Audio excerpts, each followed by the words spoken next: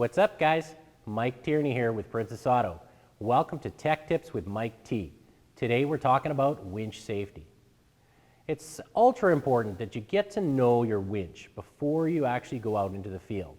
Read the owner's manuals, any of the safety information that it might give in there. Maybe you check out a couple of YouTube videos on, how to operate that in the field.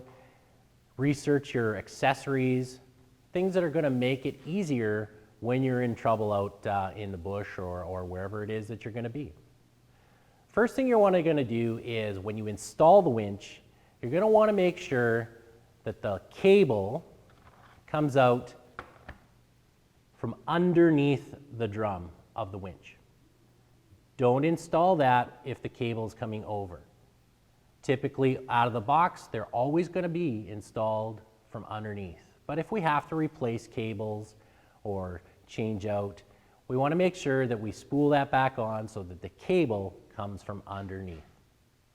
If we don't, the clutching mechanism will start to act as a brake. So as we put that winch under tension, you're going to actually smoke the clutch and causing the winch to destroy itself very quickly. When we're handling the cable, we want to make sure that as we spool this out, pull this out, we always want to use gloves. Over time, the cable will fray.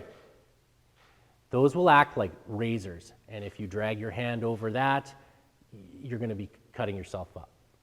So a good idea, make sure you got gloves, whether they're work gloves like these, or what I like to use is welding gloves. They always protect your forearms, and it's a great way to handle the cables. Never use a winch for hoisting. Hoisting is for cable hoists, not winches. Winches are designed to pull. And you should never suspend a load from your winch. Don't use it to jack up a vehicle to get underneath it. Just use it for pulling. You will start to damage the clutching. They're not designed to hold suspended loads. Never stand next to your cable while it's under tension. If it does snap and you don't have blankets or any safety device to stop that whipping action, if that hits you, it's going to do some damage, and you're out in the middle of nowhere. Hospitals aren't usually anywhere near where you want to be. So you want to make sure that you never stand or straddle the cable while it's under tension. If you have to winch and be in the vehicle, make sure that you put your hood up. If the cable snaps and it has a snatch block or a hook attached to it, the spring back action of that cable may not go side to side. It actually might come straight back towards the vehicle that you're in.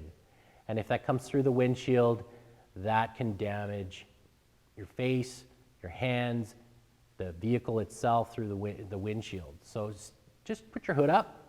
That way, if something does snap, it hits the hood. Yeah, you might have a dent, but it's better than having to go to a trip to the hospital. Thanks for tuning in to this episode of Tech Tips with Mike about winch safety. I'm Mike Tierney. See you next time.